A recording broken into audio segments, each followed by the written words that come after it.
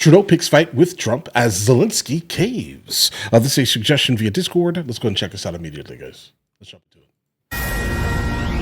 Well, it's been quite a morning. Canadian Prime Minister Justin Trudeau is taking shots at President Trump in a rather personal way.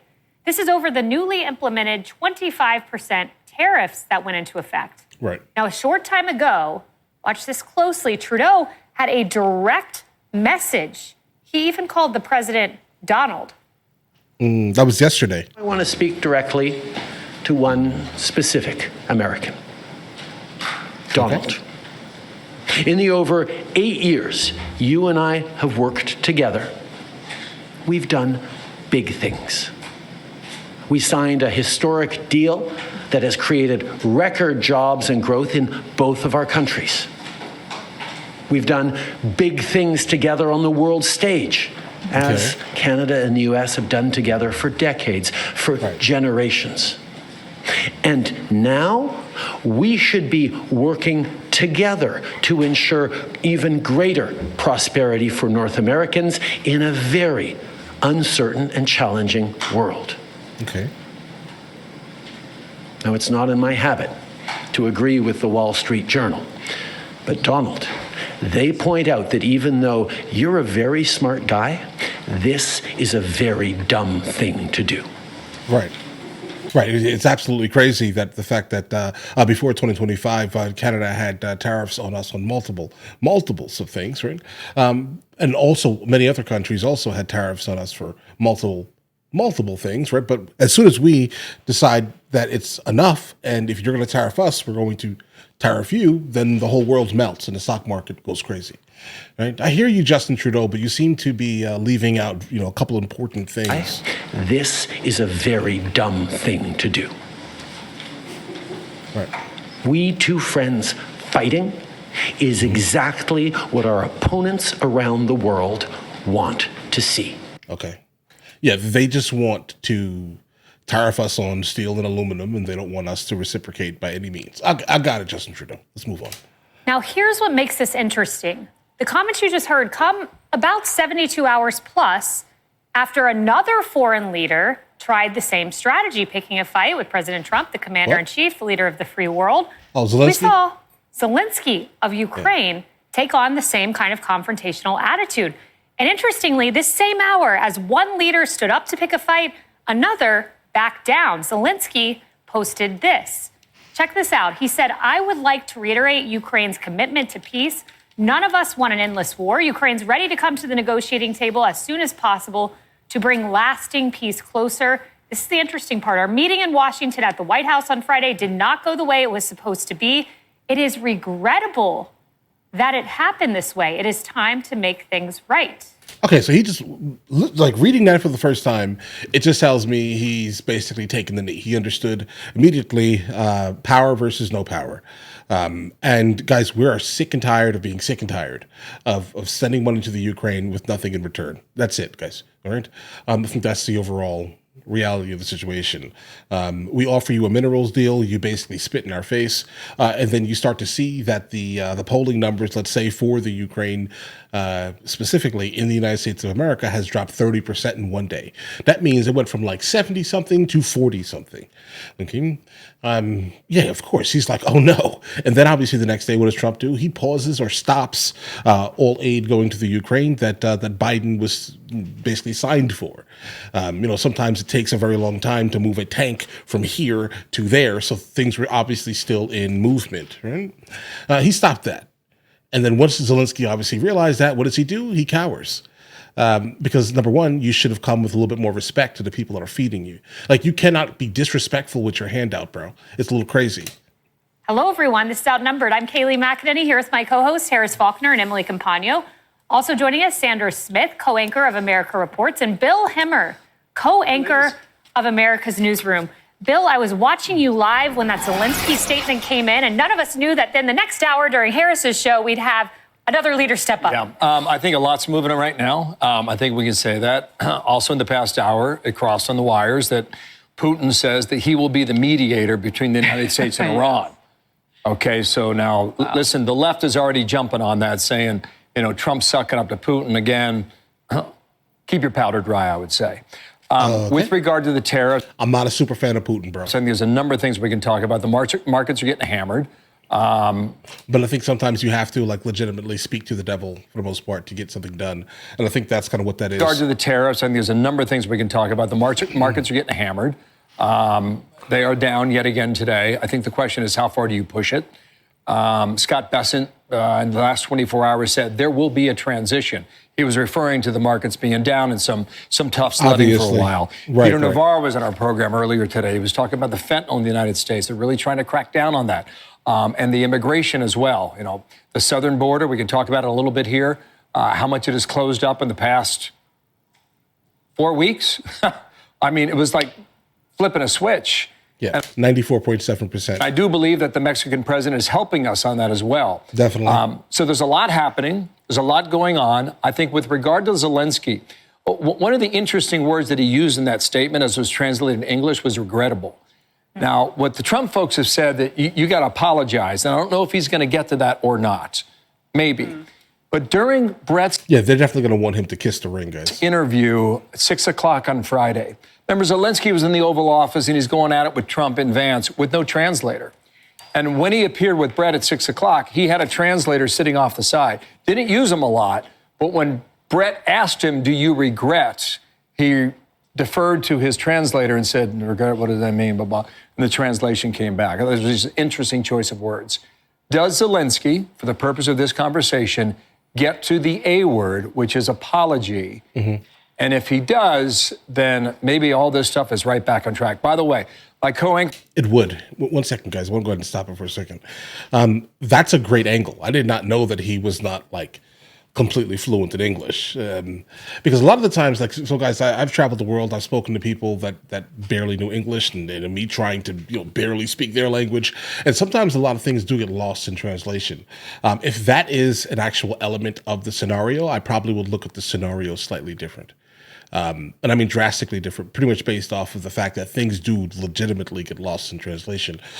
People could be used to speaking a very specific way in their country, and it's normal. It's completely normalized, right? But then when you speak to someone else from another country, that is incredibly rude. I'm sure if you guys have traveled, you've experienced insulting someone without actually trying to insult them. If that's the case, I will definitely look at this slightly different, guys. But let's continue. Dana predicted yesterday that Trump will surprise the world tonight and come out and say that he has a handshake deal with Zelenskyy. If that is true, that is the major headline that we're all talking about tomorrow morning. I think it happens, too. I think he got close to that apology by the statement that you read, that at the end of that post, it is regrettable. It is. Like, I think he's getting there. I don't know if we will necessarily hear it publicly, but I do think he's getting there with the apology. I think he's getting there, too. And, Harris, as I was watching Trudeau during your hour, what came to mind is a specific line that Trudeau said. He actually said at the beginning of his remarks, they've chosen to harm American national security. And my radars went off. It was almost like a dire prediction for what will happen to Americans. And then when you watch the Zelenskyy meeting, and I butted these two thoughts together, I want you guys to listen to this. The moment that set Trump off, it was Vance, it was Zelenskyy back and forth, but Trump dove in when Zelenskyy talked about dangers to the American public. Right. Very similar to Trudeau today. Listen to this. During the war, everybody has problems. Even you, but you have nice ocean and don't feel now, but you will feel it in the future. God bless. You don't know that. God bless. You'll feel it in God the bless. future. You will not have war. Don't tell us what we're going to feel. First and foremost, as we reflect on the impacts on Canadian workers and Canadian jobs and businesses, is that, first of all, there will be similar impacts on Americans losing their jobs, American families paying more for basic goods that they rely on at a time where times are tight everywhere. Yeah. I mean, it's pretty similar threats to Americans. Well, look. No, they're not similar at all, actually. But let's continue. I think with regard to Justin Trudeau, because at the end of this month starts the replacement process for him. And I think for him, it's has nothing to lose type of scenario. Although the Canadian people have something to lose. Yeah, I don't think he's acting on their behalf with this sort of thing. Like, you're taunting somebody. You're saying, Donald, you're showing all Americans disrespect for our top leader, our commander-in-chief. I don't even know where we're going right now. But if that's the basis of their friendship, why does he even think that we would want to rethink the tariffs, which are going to hurt them? It's already happening. Our Dow's getting hit a little bit today, but they're going to feel the pain. The other thing I would say about the scenario with him is that, you know, these two people are not the same. He's trying to equate himself to the power of a popular new president in the United States. He's on his way out. And he never had that popularity the way that Donald Trump does now. So it's kind of a weird political dance. What does he want? Does he want to renegotiate? And if his border wasn't as much a mess as it... Sorry, guys, had to check the Dow. As it has proven to be with fentanyl, then why did he, what did he say? He's had to put money into Canada's security to knit them together with local law enforcement on the ground because they couldn't secure the border. I'm like, okay, well then there you go, it worked. Yeah, no, and you mentioned the popularity. I mean, a September Ipsos poll showed Justin Trudeau with 33% approval. Trump is majority support in several polls that have come out. There's also another moment where Trudeau speculated on Trump's motive with the tariffs. Watch. What he wants is to see a total collapse of the Canadian economy. Nah. Because that'll make it easier to annex us, is the second half of his thought. Now, first of all, that's never going to happen. Also, the fear-mongering. We will never be the 51st state. Right. But yeah, he can do damage to the Canadian economy, and he's started this morning. But he is rapidly going to find out, as American families are going to find out, that that's going to hurt people on both sides of the border. Sandra, the problem with the... Yeah, guys, really quickly. Under no, like, it's funny to sit here and talk about cold Canada. It's kind of funny slightly, but obviously it's ridiculous, right? But to call them the 51st state, a little slightly funny, but it's still wild. But that'll never happen. Not in the way that I think we think it could happen. Guys, it's not a thing. Keep this in mind here that King Charles is in fact the head of state of Canada. Right, and the problem with that is that the UK is not just going to give us, let's say, Canada, bro. It's not going to happen. So that's that. Yeah. The Trudeau logic there is tariffs have been an arsenal in Trump's toolkit for years, long before the 51st state jargon came about. He's threatened tariffs against Mexico, against the EU, and against Russia. I don't think he's threatening or trying to use tariffs to take over Russia, the EU, and Mexico. Yeah. I don't know if anybody that watched that, as we all watched it live happen together, saw somebody who is approaching this discussion respectfully. I think we saw this with Zelenskyy in the Oval Office, and you watch that and you don't think that this is a guy who's coming in, you know, in a strong way to debate and negotiate with President Trump. That being said, he's talking about the tariffs, he's talking about prices going up and economic pain. I had a conversation with our good friend Larry Kudlow last night on his show about the speed by which President Trump is addressing these tariffs. And I do think we have to listen to businesses in this country right now, like 100%. The CEO of Target just this morning said, look, you know, we're going to try to protect the consumer as much as we can, but prices will go up. Best Buy CEO just came out and said, majority of our goods come from China and Mexico. Our prices are going to go up. This is a president who promised he was going to tackle the affordability crisis. So we're going to have to watch that very carefully. I print out the sheet from our brain room every single day. I look at it. Consumer confidence has taken a 13% hit since Election Day. We need to note that. People are going to be watching these prices. Housing prices have not come down. In fact, they've gone up 13%. New home medium sales price. This is all part of that affordability crisis that didn't start under this administration, to be clear. We saw this happening over the past 4+ years. But this administration will be judged on when and by how much those prices eventually come down. So keep that in mind when we watch this the tariffs battle play out. The market's not necessarily getting hammered. I mean, they're actually pretty even-keeled in response to a lot of uncertainty. I mean, okay, I'll give her that. Still up 3%. It's not as bad as American stock market since Election Day. Has not changed since Inauguration Day. Crypto is melting, though. But they're in a wait-and-see mode. Right now, this is a 1.5% drop in the Dow. There's a lot of uncertainty out there. There's a lot of, global uncertainty with what happens next with Ukraine and Zelenskyy, a lot of uncertainty surrounding these tariffs. And we want that business-friendly, certain environment. And right now, we're going to watch what's next. And tonight's a big part of that. It is. And, adding to that uncertainty, Emily, you have the Ontario mayor who's threatening to cut off electricity, which would in fact affect some Americans. It seems like a pretty dire threat. You see it there. I mean, that threat to me just indicates that a lot of them are, as Vice President J.D. Vance said to President Zelenskyy, litigating this in front of the media. But the reality is, to your point, that when Americans feel, or if Americans feel, when Canadians, if and when they start to feel the effects of the tariffs, that is when we'll look forward to Trudeau stepping up and acquiescing. And I just have to point out, and you know better than I. Yeah, guys, that sounds like the fastest way to get annexed. That sounds like that. But crude oil, obviously, is the biggest export from Canada. Ours to them is passenger vehicles and also buses, special purpose trucks. And in the top 5 of both in that interplay are those industrial vehicles and the like. And our crude oil to them is number 6. So I think as we go back and forth, 16% of our exports to them are only mirrored at 12% of them by us. So I don't know who's buying the Ford Mach-E, and I hope no one is anymore.